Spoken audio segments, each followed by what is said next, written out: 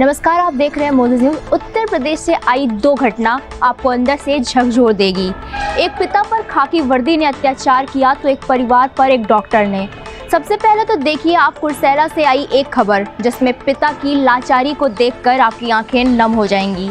एक 14 साल के बेटे को पिता बोरे में भर कर लाने में मजबूर हो गया। पिता की इस लाचारी की वजह कोई और नहीं, खाकी वर्दी है। पिता अपने बेटे के लिए खाकी वर्दी के सामने गुहार लगाता रहा, पर उस पिता को खाकी वर्दी ने इतना मजबूर कर दिया कि उसकी बदनसीबी पर पुलिस ने उसे छोड़ दिया। एक पिता जो इतना बदनसीब था, जिसके बेटे की लाश उसे सही सलामत नसीब नहीं हुई, नसीब हुआ तो उसके बेटे का कंकाल। क्या गुजरी होगी उस पिता पर जब उसे अपने ही बेटे की लाश एक बोरे में भरकर ले जाना पड़ा होगा। बेबस पिता की इस बदनसीबी की वजह कोई और नहीं, खाकी वर्दी के रक्षक हैं। इससे क्रूर मंजर कभी आपने नहीं देखा होगा। ये दावा है हमारा। ये वो बदनसीब पिता है जिससे कानून के रक्षक ने उसके ही बेटे की हड्डियां तुड़वाकर बोरे में भरवा दिया और 3 किलोमीटर पैदल चलने पर मजबूर कर दिया। गौर से देखिए इस प्लास्टिक के थैले को। इसमें एक लाचार पिता के 14 साल के बेटे की लाश है। हाथ में प्लास्टिक की थैली लिए इस बदनसीब का नाम है लेरू यादव, जो कि भागलपुर के गोपालपुर के 3 टंगा के रहने वाले हैं। उनका 14 साल का बेटा 26 फरवरी को गंगा नदी पार करने के दरमियान डूब गया।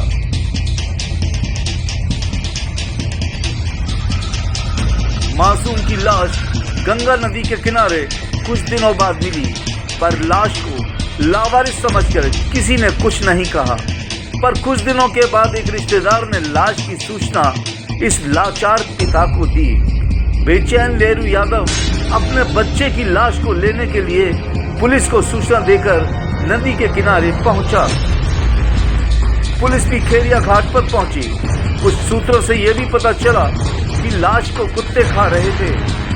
पुलिस वालों ने जो किया उससे तो यही लगता है कि इंसानियत अब नहीं बची, क्योंकि पुलिस वाले एक बेटे को खोने के बाद पिता का दर्द नहीं समझ पाए, लाश को छोड़कर चले गए। सुना था कि पुलिस अपनों की भी नहीं होती, आज देख भी लिया। पुलिस ने पिता की गुमशुदगी की रिपोर्ट लिखवाने के बावजूद ना तो बेटे को ढूंढा, और जब लाश मिली तो उस पिता को इतना लाचार कर दिया कि पिता को अपने बेटे की लाश एक प्लास्टिक के बोरे में लेकर पैदल जाना पड़ा। खाकी वर्दी ने लोगों का खुद पर से विश्वास ही उठा लिया।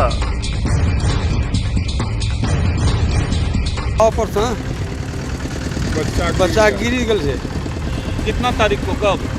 शुक्र के 6 बजे 7 बजे रात में। कहाँ पर? तिनटंगा घाट में। कौन सा थाना?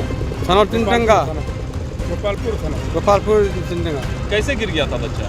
लाव पर से हाल में से जा रहा था टपने के लिए उस वक्त गिर गया था। तो क्या हो गया? गिर गया तो वो डूब गया। अच्छा। डूबने के बाद नाव बुलाया दिया या जहाज बुलाया, खोजने लगा। 3 दिन से हम खोजे नहीं मिले। चौथा दिन पता लगा कि बटेसर थान के नीचे पार हो गया था। आ करके चिन्मुही गंगा में लगा था। वहाँ से ड्रम फंसा दिया। खेरिया घाट में हम पाए बरामद।